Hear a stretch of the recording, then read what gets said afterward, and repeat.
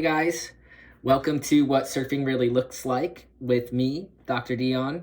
I got something different for you guys today. I'm analyzing a surf contest in South Australia, Bells Beach Pro. It's ongoing right now. Actually, at the time of this recording, I think it's still like super early in the morning over there. I'm in New York. It's tomorrow over there. And they are going to be finishing up the round of 16. What you're going to see is from the round of 32, Xavier Huxtable wild card versus Italo Ferreira. And in the video, I go over why I like watching surf contests, what I think we can learn from watching surf contests, paddling form, pop-up form, priority, and how priority is an idealized form of turn taking in a regular recreational lineup. And yeah, that about does it. That's what this video is about. I really love watching surf contests, kind of addicted to it, because you can watch wave judgment and you can watch how long, like I think the video ends talking about how long we just sit around and wait for waves in surfing. And that part of surfing, I don't think is given enough credit, or it's not exposed enough in surfing media. I mean, that would be very boring. Like, hey, look at these surfers. They're just sitting there. We like to show the action, but the truth of surfing is there is less wave riding, more paddling, more wave judgment, and more sitting around than almost anything that we do in surfing. And surf contests highlight this. And that's why I think they're great. And I think they're very good for us to watch. All right. Cool. Enjoy it. What surfing really looks like. Surf Contest Edition.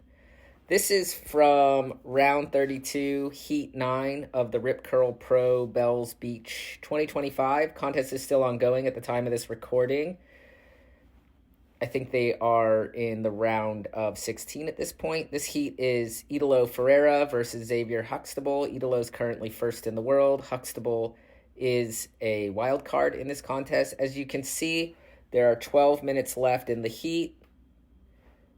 Huxtable has a 7.33. Italo has a 2.5 and a 0.7. His first two waves were awful in terms of his performance. The waves themselves were good, but he fell. So I just want to note it that Italo has had two great chances in this heat, and he basically blew them, where Huxtable has only ridden one wave, and he did quite well on that wave. You know, it's a scale of 1 to 10. He got a 7.3. And now I want to talk about what I really love about watching surf contests. What I love is that it shows this part of surfing. They're just sitting there. They're just waiting for the waves. So we get to watch positioning. Notice Huxtable is paddling backwards while he's sitting, trying to get some space between himself and Italo and possibly position better for the peak that might come through on the next wave. Italo is moving up towards something that he sees coming through in the lineup. We see both of these guys moving. Because of the angle of this camera angle, we can't see what they're looking at. But if a wave enters the screen, we will note that there's a lump of water moving through. There's a lump of water. Italo looks and turns. He's going to time his paddle with this lump. There he is. Smaller inside wave. Many free surfers would just love to be on a wave nice and clean like that. Whips a reverse. Another turn there. Back to the whitewater. And the wave just mushes out. Love watching people like Italo, who surf better than most of us could ever imagine, fall. He just did a rail dig on a mushy inside wave because he doesn't have priority. I'll explain a little bit more about why I think priority is an awesome system and something we can learn about our own surfing from. Here goes Italo again. I have to say, I'm not liking the way Italo's board looks on these waves. It looks chattery. It looks too small, like it doesn't have enough volume to deal with the chops. And there he goes down. Even though the surfing is amazing, his board does not look as good as it could possibly look. Now Italo is down here, paddling back out. Huxtable is just waiting. We're going to fast forward past this. This is just the ratings. Italo's making his way back into the lineup now. And this is a time to talk about priority. There are no waves coming through. Huxtable is still waiting. Italo just got that inside wave. Priority is the idealization of the turn-taking norm that many of us observe in everyday surfing. It's just formalized in the contest setting. These guys have agreed to a kind of surfing social contract with rules in the confines of the tournament format, where they acknowledge that the rule is the surfer who just caught a wave relinquishes his right to get the very next wave. Look at that little inside wave. For those of you watching, that would be a great wave if you were like a beginning surfer on a longboard, nice and mushy, but these guys need a bigger score. All right, back to priority. The norm that we observe in free surfing is that we take turns. It's kind of a cue. One person goes. Once you go, or you go for a wave and you miss, it's no longer your turn. Now, that's not always observed in the free surfing context. It's hard to know who is obeying that norm. But in the idealized context of the surfing competition, they obey it because that is how you actually, by obeying that rule and many others, that's how you advance through the heat. Okay, we don't need to see this guy. I think he's his brother. And so what Xavier is doing is he's not frothing out for every little small wave. He needs one particular wave, and with that P next to his name, in the contest setting, that means he gets to go on whichever one that he wants, even if it's in front of Italo. So that's where priority in the surf contest setting is really different than in free surfing. So a lot of times what people will do when they're trying to get around observing the queuing norms is they'll snake somebody or paddle deeper than they do. In the pro format, that won't work. If the person has priority, no matter what, they get to go. Now, we see some lines coming in, and the guys are moving over to reposition. We see this little line. We can see maybe a set will be on its way soon. Nothing huge, but this, again, is what I love about watching surf contests. We get this pulled back view. We get to see waves actually coming in, and we get to see surfers moving for position. To double down on the priority concept, Italo is probably sitting deeper over here in case one slips under Xavier and hits the reef just right, and he can potentially get, if you see right here, he only needs about a 4-point ride to advance. So even he can get that on a little wave. Italo has an incredible repertoire of maneuvers, and he knows that he can be deadly. He doesn't need to necessarily sit right next to Xavier, but another strategy could be to sit next to him and hold his feet to the fire when a good one comes, and quote unquote sell him a wave. He's close enough to do that, though. Italo paddles fast. He's a very fit human being. If you follow his Instagram, you see that he's training all the time. But yeah, this is surfing. Just sitting there waiting for waves. And that, for me, is what is awesome about watching surf contests. One of the awesome things, among others. Watching them jostle for position, seeing the paddling, being able to look at how different surfers pop up differently. Going to talk a little bit more about that through this video. Now, Italo is moving deeper, we'd call it. In this context, they're surfing a right-hand reef point break, Bell's Beach. Here comes a wave. And anything this way we'd call deeper, and anything this way we'd call on the shoulder, going towards the shoulder of the wave. Italo is going to take off on another inside wave. Fast pop-up all at once. Does not stand up with his back foot first and then move his front foot forward. Just all at once pop-up. And again, he's ripping, but something, both with his wave judgment and because he's confined to catching the scraps due to his lack of priority, and the board just don't look right to me. Definitely ripped the bag out of that thing, but it's not Italo's best surfing. It's probably enough of a score to get him in the lead temporarily. Let's look at this paddle before he gets on the ski.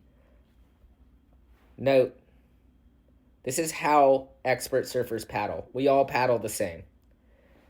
The knees are slightly bent, This part of his knee has positive pressure over the tail of the surfboard. The legs don't move, and that allows him to lift up his chest and upper body and get nice, even strokes.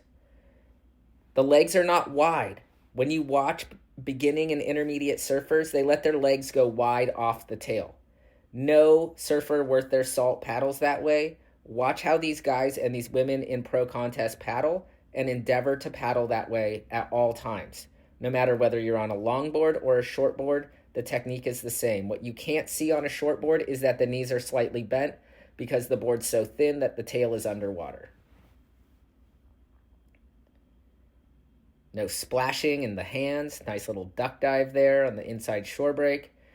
And unlike surfing in the real world, Italo's going to catch a ski out the back.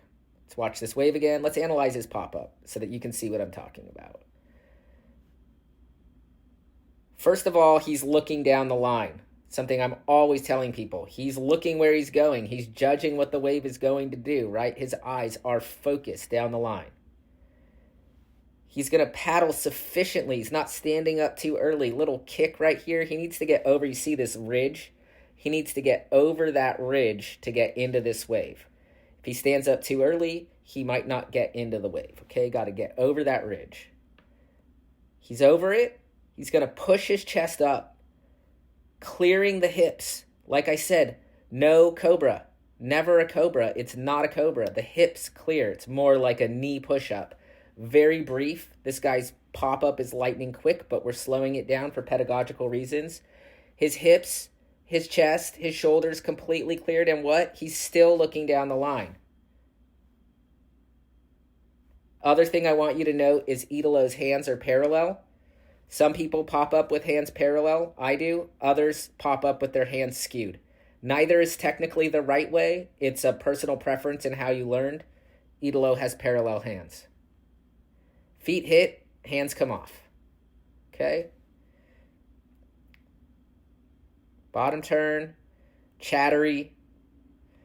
I really feel like this board just needs a little bit more volume. I know he's confined to junky waves, but something's off. If you would have seen the first two waves too, he let the chops knocked him off. Okay, once again, you're never riding a jet ski to the lineup. Huxtable actually relinquishes priority here by going on this inside wave. He's a little desperate to get a backup score. Let's note his techniques just on the pop-up here. This wave at Bell's does what we call backing off, which is why he has to paddle so hard to get into this thing. Look at this paddle. This wave has a lump like Italo's. See that lump right there? And he's got to get under that lump. Looks down the line, and his hands are skewed. So you're going to always notice on Huxtable that his left hand is further forward than his right hand. Fine. Clears his whole body up, just like Italo, and then the legs come under. So anybody who is teaching to put your back foot down and then move your front foot, stop it. Anybody who's learned that way, learn to pop up the correct way, okay? I'm sorry that people at surf schools are teaching you to do that. His feet just come up at once, okay?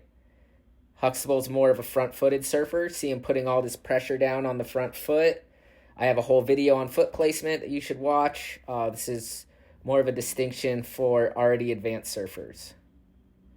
And he's going to blow this one.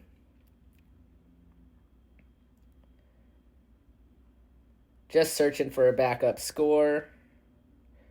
And we watch him paddle back out. What do we notice? Same form as Italo. Quiet lower body. Legs are crossed on the shortboard. That's pretty common.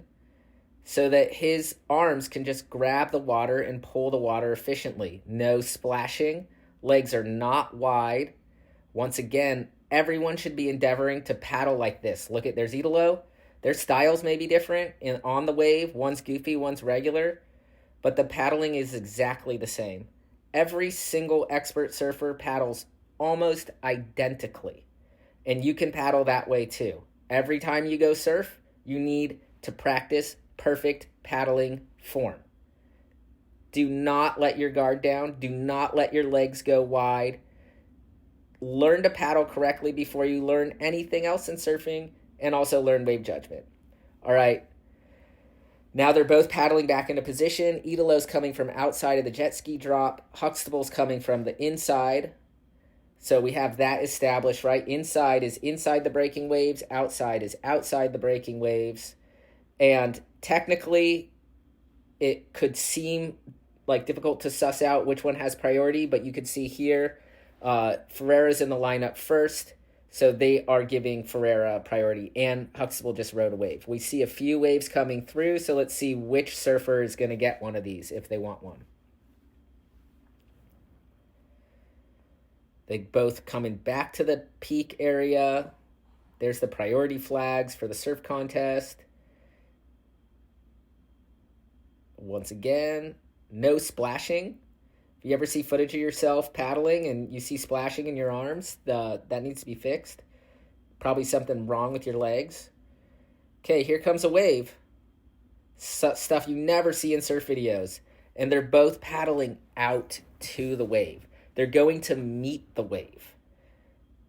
Again, this is why I love surf contests so much. You can see this sort of thing where you don't get to see this in edited surf videos, and it's something you might even miss when you're watching the surf live from the beach. Because we only have two surfers in the water, we get this like ideal viewing perspective where we can really see what experts do, and then we can learn from it, right? So what I see a lot of beginners do when I'm out coaching with people is they'll notice a wave come through and they'll turn around and just start paddling for shore, losing sight of the wave. Never lose sight of the wave.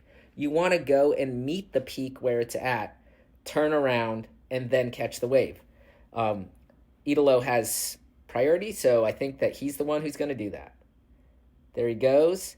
And look, what they're doing is scanning the line of this wave. Where is the perfect place to take off? If he takes off too far here, the wave might break in front of him here. He could potentially get a longer ride, or he could miss this whole section over here. If he goes too far over here, the wave might be too mushy, and he might miss his opportunity, okay? So it's very important to be in the exact right location.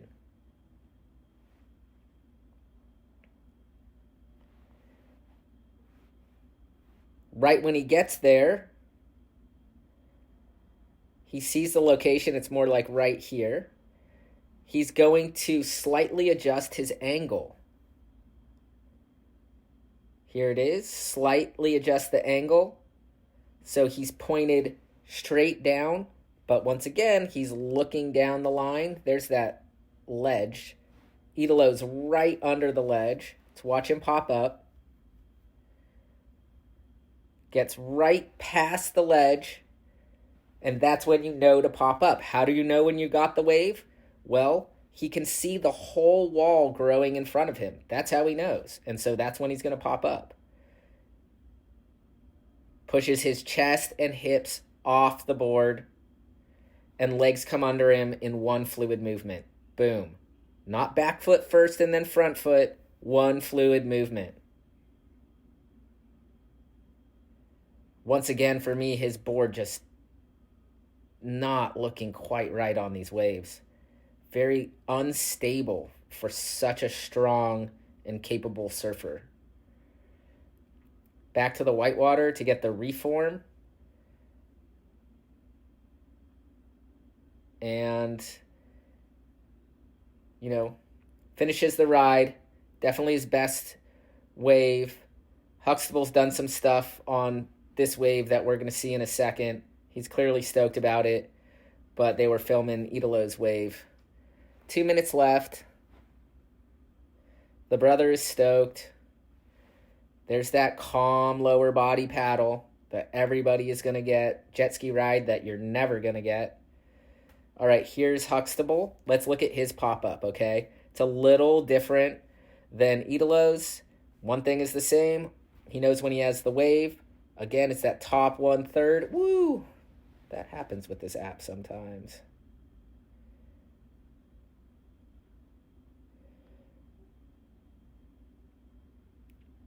Here he is, top 1/3 of the wave. Just gets right in. And just like Italo, he's going to push his chest way up. Chest is up, hips are up, looking down the line, just broke that lip line, and the legs are going to come under him in one fell swoop. Boom. Both legs at once. He has a wider stance than Italo, and the board is less chattery. Could be wave judgment. Rocker looks flatter on his surfboard, and perhaps the wider stance too, so his board looks pretty small to me, but it could be carrying volume in ways that Italo's isn't. We just don't see the chatter in Huxtable's board the way we see it in Italo's. When we watch Italo, you can see the way the board is kind of like rocking through the turns and looking unstable. Again, it could be because of the position he's been put in vis-a-vis priority, although he did have priority when he took this one. It's just, I think that Italo is a bit out of rhythm this heat with his wave judgment and potentially with his equipment too. Always going to claim it. He backs himself, which is cool. Important to back yourself when you're a competitive athlete. Nothing wrong with that. I don't know if they needed to do slow-mo on the claim. That wasn't me. And then once again, you guys are never going to get jet skis back out to lineup, but here they are. There are 30 seconds left, and you can see Huxtable got a really good score, or a decent score, 6.3. Italo just got a 5, so he's not going to win the heat. There's that calm paddling again. Huxtable is understandably stoked. He's a wild card, and he just beat a world champ. There's his scores. There are 5 judges. They average out the low and the high, and that equals 6.33. And yeah, hope you guys enjoyed this heat. I'm going to analyze another portion of another heat, just talking more about what we can learn by watching surf contests. The big takeaways from this initial video: you can see pop-ups, you can see wave judgment, you can see positioning, and you see how long we actually just sit in surfing. And that's something that, I don't know, I just don't think that that's talked about enough. We just sit there a lot. Hope you guys enjoyed that. Make sure to like, subscribe, comment if you want more of these. And don't forget that I have a weekly publication where all my stuff hits first. If you want to get the latest on the content that I'm putting out, if you want to get tips on nutrition, surf-specific fitness, mindset, surf history, philosophy of surfing, when I'm taking a surf trip, if there are open spots, all that good stuff, subscribe to my zine. The link is in the description. It's drdion.kit.com. It's called the Philo Surfy Zine. And head over to my website, www.kanatasurfclub.com. Lots of cool blog posts and things on there. So yeah, thanks for watching. Hit all the things, go to all the places, and I'll catch you next time.